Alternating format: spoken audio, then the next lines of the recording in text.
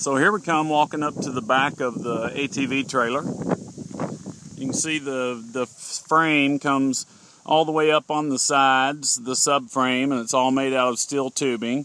I've not yet pressure sprayed it, but I guess it's probably better to see it in its true condition. So let's lift the lid up.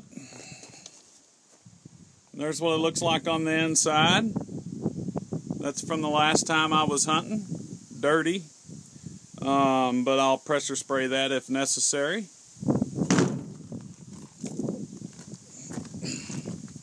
Here's the sides. The nice big wheels are really nice when you're in the tundra or in a swamp. It makes a big difference. There's the front.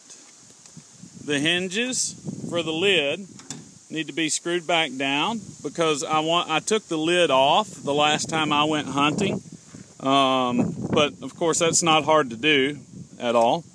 I just, for whatever reason, didn't want it on there the last time I went hunting.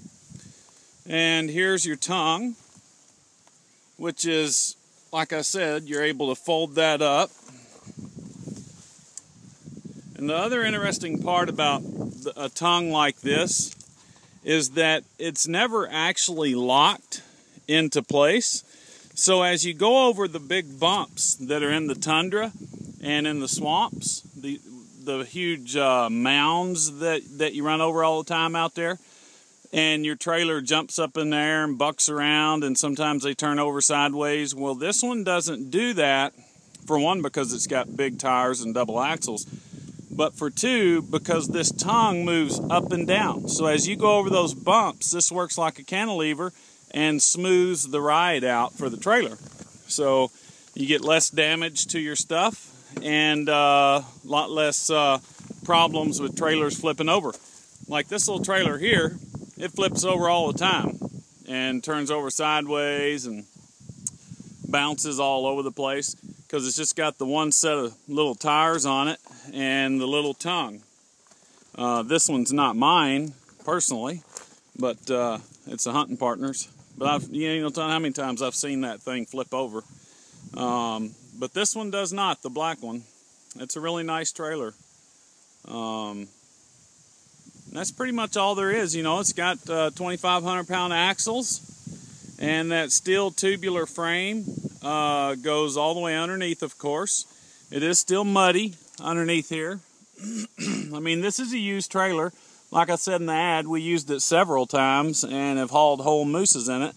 But it's been well maintained. I'm a mechanic by trade. I've always greased the bearings, and I've changed the bearings when they needed to be a while back.